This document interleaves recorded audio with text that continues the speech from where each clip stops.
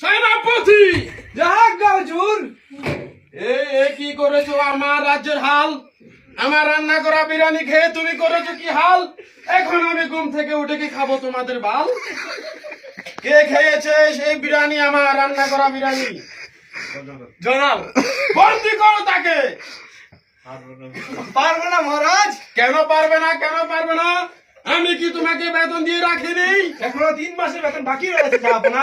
কে বলেছে? এত বড় মিথ্যা অপবাদ আমার প্রতি কে দিয়েছে?